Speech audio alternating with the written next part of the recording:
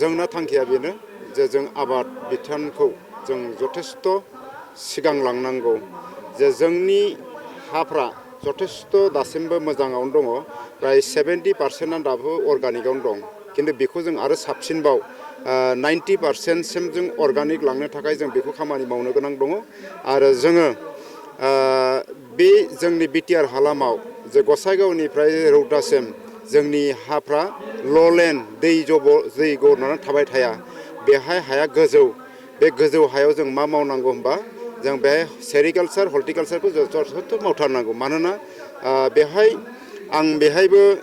जितु सावरायमेलाव आं बेखौबो बुंखादों जे जोङो बेयाव फिथाइ सामथाइ आबादखौ जथेस्थ गुरुत्त होनांगौ आरो जोङो सेरिकालचारखौबो जों जथेस्थ गुरुत्त होनांगौ माने सेरिकालचारावबो जों जथेस्थ रां खामायनो हायो जे आइजो माहारिखौ जोङो मालायनि दुब्लियाव बा मालायनि न'आव सान्दुं अखा जों खामला मावहोआलासिनो गाव गावनि न'आवनो जुदि एम्फौ फिसिनानैबो जुदि बियो बोसोराव 1.5-2 लाख थाखा खामायनो हायोबा बेबो जथेस्थ अनसुंथाइ जायो आरो जों प्रत्येकटा बेलायावनो जोङो डाबल इनकामखौ नायनांगौ मानोना जोङो जुदि फिथाइ सामथाइ जों आबाद मावोबा बिनिफ्राय जों मा मोनगोन जोङो फिथाइबो मोननो हाबाय आरो बिनिफ्राय जों दंफां फुलिबो बानायनो हाबाय जे दंफांनिफ्राय जों दंफां बानायनाय लोगो लोगो सेम क्वालिटि सेम दंफां माबाखौनो मोनो आरो बिनिफ्राय जों थाबनो रिजाल्टखौ मोनो मानोना बेगरनिफ्राय जों जुदि फुलि बानायनाय लोगो लोगो मा जायो 5-6 बोसोर वेट खालामनो गोनां जायो दा बेखायनो जों मा खालामनांगौ दंफांनिफ्राय दंफां फुलि बानायबा जोङो नेक्स्ट बोसोरावनो मोनजायो आरो बिनिफ्राय सेम क्वालिटि मोजां क्वालिटि मोननानै जों प्रडाक्सन जोंनि इनकाम सर्सखौ जों बारायनो हायो थिग बिदिनो जोङो नायनांगोन जोंनि हायाव मा मा जालांदों थिग बिदिनो जों गय बागान दं गय बागानखौबो जों बिदिनो मा खालामनांगौ जों इन्टारक्रपिं जे गय अकल सिंगेल गयल' मावालासिनो जों बेयाव अन्तत सारि तरपिया जों बे गय बागानाव जों सारि तरपिया जों जुदि आबाद मावोबा मोनब्रै सिजनाव जों क्रपखौ मोननो थांगासिनो दं आरो मोनब्रै सिजनाव क्रपखौ मोननाय लोगो लोगो जों बेहाय जोंनि इनकाम सर्सआबो जथेस्थ बारायो आरोखि दा बेखायनो आङो बेयाव जिखिनि हागौ बिथांमोनखौ बुजायदों जे जोङो सिंगेल क्रपआव खुनुदिन थांनो नाङा आरो ट्रेडिसनेल हिसाबै जोङो परम्परागत भाबै खालि माइ आबादावल' थानो नाङा जोंनि हाखौबो जों गावजों गाव सिनायथि नांगौ जे आंनि हाया मा आबादनि थाखाय उपजुक्त जिहेतु जोंनो इनकामखौ डाबल नांगौ जे माइयाव जुदि बारा मोनाब्ला जों बिनि अनगायै जों दस्रा आबाद मावोबा बांसिन मोनो ना मोना दा बेबायदि जों गुबुन गुबुन आबाद मावनांगौ आरोखि जोंनि हायाव जिहेतु ल'लेन्ड नङा जिहेतु आपलेन्ड बेहाय जोङो फिथाइ सामथाइ मैथ्रु आबाद मावनानैबो जथेस्थ रां खामायनो हायो दा थिग बिदिनो जों सोदांनांगौ दिनैहाय मानसिया बांलांगासिनो दं हाया खमायलांगासिनो दं इसेल' हायाव जुदि गोबां रां खामायनांगौब्ला जों मा खालामनांगोन नार्सारियाव जों कनभार्ट खालामनांगोन आरोखि जे नार्सारियाव कनभार्ट खालामोबा जों बिनिफ्राय गोबां रां खामायनो हायो दिनैहाय नायदो बेंगला इन्टारनेसनेल मार्केट जाबाय बिसिनिफ्राय जों बेगर नांगौ ना फुलि नांगौ ना मा नांगौ गासिबो बिसिनिफ्राय मोनजोबो नर्थ इस्टआव बिसोर गासिबो साप्लाइखौ बिसोरनो हरगासिनो दं गतिके जोंनि जायगायाव जोंनि अभाबखौ आबादारिनि अभाबखौ जों सुफुंलायनो हानायखौ जोंबो नाजानांगौ आरोखि गतिके बेबायदिनो आङो प्रेक्टिकेल भाबै दा जिखिनि मावदों आं बे प्रेक्टिकेलखौनो बे सावरायमेलाव आङो फोरमायदों जे आङो रिसर्स पार्सन बायदिबो नङा आं बेबायदि आं बेयाव बानायनानै बुंफैयाखै आं दा फैबाय थानाय इयुन जेनेरेसननो आङो मा मा देखायलांनांगौ मा मा मावलांनांगौ आं बेखौनो बिथांमोननोबो शेयार खालामदों आरो बेबायदि जुदि मावलांबाय थायोब्ला जों निस्सय जों बिटिआर हालामखौ जोङो आबादजों ग्रिन लिबारेसनखौ लाबोनो हागोन जों बिराद मोजां थुलुंगानाय मोनगोन आरोखि मोजां सासे आबादारि जानो थाखाय मोजां सोलोंथाइ मोननोबो गोनां बे मोजां आबादारि जानो थाखाय नायदो जे जों प्रथम शिक्षाखौ लाग्रोनांगौ शिक्षाखौ लानायनि उनावहाय शिक्षाया जोबथाबाय दा बेहाय नोङो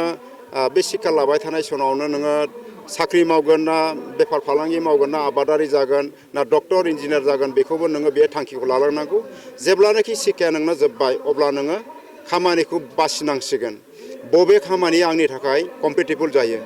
जि खामानिया आंखौ थुलुंगानाय होगोन जि खामानिखौ आङो बिराद मोजां इजिलि मावनो हायो बे खामानिखौनो बासिना लानांगोन आरोखि जुदि बेखौ मावहां मावबाय थायोब्ला नोंनि लाइफआनो बरबाद जाहैगोन आरोखि बेखायनो जिखिजाया खामानिखौनो जुदि मोजाङै मोजां जुदि गोसो होथाबनानै मावोब्ला बेहायनो साक्सेसफुलखौ मोनो आरोखि बेखायनो दिनैनि साक्सेसफुल आबादारि जानोब्ला शिक्षाया गोनां नांगौ दानि मुगाया जाहैबाय डिजिटेल मुगा जों बेहाय शिक्षा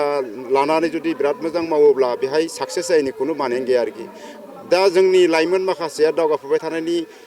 सभाबा बेनो जादों जे गोदोनि जितु दिनैनिफ्राय 30 बोसोरनि सिगाङाव जिहेतु आबाद मावनाय बिसिनि आबादा जाहैबाय अशिक्षित संख्या बारामोन दा बिसिनि दिनाव फेइलारा बांसिन जादों बै फेइलारखौ नुनाय लोगो लोगो दिनैनि शिक्षा समाजा दिनै आबादाव थांनो नागिरा मानोना जुदि बैनो जुदि फेइलार जादोंबा आंलाय माबोरैहाय फेइलार जाजोबदों आं साक्सेस जानो बेखौ नायनानैनो बिसोर मावनो नागिरा आरोखि बेखौ सानालासिनो शिक्षाखौ लाखांनायनि उनाव जुदि बिराद मोजां जुदि आबादारि जानोब्ला बे आबादाव नांबाबो साक्सेसफुल जानो हायो जोंनि हाया जथेस्थ' दाबो हासार गोनां फैलाव जेबो उसुबिदा गैया जि दैनि इसे अभाब दं बेखिनिखौबो जोङो डिपार्टमेन्टजों जगाजग खालामनानै बेखौबो मोननो हायो आरोखि दा बेखायनो टाइम टु टाइम जोङो आबाद मावनो हायो जों आबाद मावनो थाखाय जों दानिया जोंनो 12 मास जों जिखि आबादखौनो मावनो हायो मात्र बिनि डिउरेसनखौल' नायनांगौ आरोखि जिहेतु मानसिनि जनसंख्या बांनाय लोगो लोगो मा जाबाय जोलैफ्राबो हाइल्डिं भेराइटि हाइब्रिद बेबायदि दिहुनबाय गतिके जों बेखौ 12 बोसोरैनो 12 मास जों बेखौ आबाद मावनो हायो आरोखि लेखा गोरों गोरों सुबुंफोरा साख्रिखौ आबाद होननानै बुङोब्ला मावनो लाजियो बे लेखा गोरों फोरनि सायाव आं बेखौ बुंगोन आं बहुद बेलायावबो बुंबाय थाबाय जे जोङो दिनैहाय नायदो जोङो MA BA फरायनानै 4 ग्रेडआव साख्रि मावनो थाङो दा बिनि खर'आव जिखिनि मेलेम दङ बे मेलेमखौ बे 4 ग्रेडआव बाहायहैजोबनो हाया बियो मानोना बियो लाइफआव शिक्षाखौ लाजोबनानै बियो खर' मेलेमावनो लाथुमबाय थाबाय मानोना शिक्षाखौ लाखांनायनि उनाव बे शिक्षाखौ लाथुमनो नङा बाहायनांगौ जेसेबां बाहायो बियो गुबुन गुबुन मानसिनि थाखायबो बिराद मोजां खामानियाव नाङो आरोखि बेखायनो आङो शिक्षित समाजखौ आं बेखौनो बुङो जे आबादाव फैनांगौ शिक्षा लानायनि उनाव नोङो मा लेभेलसिम फैदों MA फैदोंना BA फैदोंना मेट्रिक फैदों नोंनि शिक्षा जिबना जुदि गैलाब्ला अब्ला नोङो जिखि जाया खामानियावनो नोङो नांथाबबानो साक्सेस जायो गतिके आङो बे लाइमोनफोरखौ बिदिनो बहुद बार खावलायबाय जे जोङो साख्रिनिख्रुइ बांसिन खामायनोब्ला जों आबादाव गाव गावनि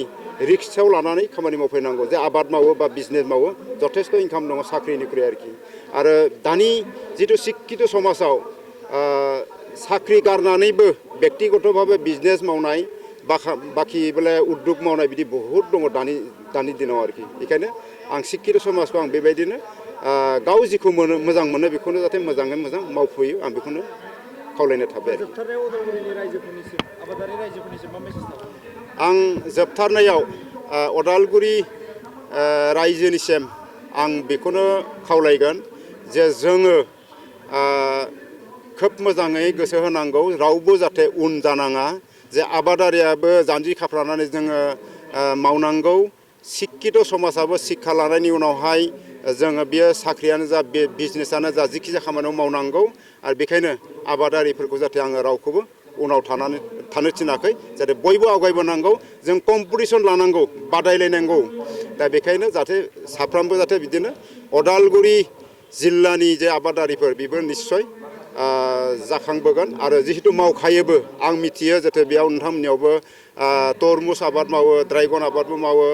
बिदिनो बहुद दङ आरो जिहेतु डिमाकुसियाव जिहेतु तेनजिं बड'सा बिथाङाबो जिहेतु आसाम गौरब मोनलायनाय गतिके बेबायदिनो जथेस्थ' आवगायबोगोन आरोखि आरो बेबायदिनो आवगायनो थाखाय आं खावलायो आरोखि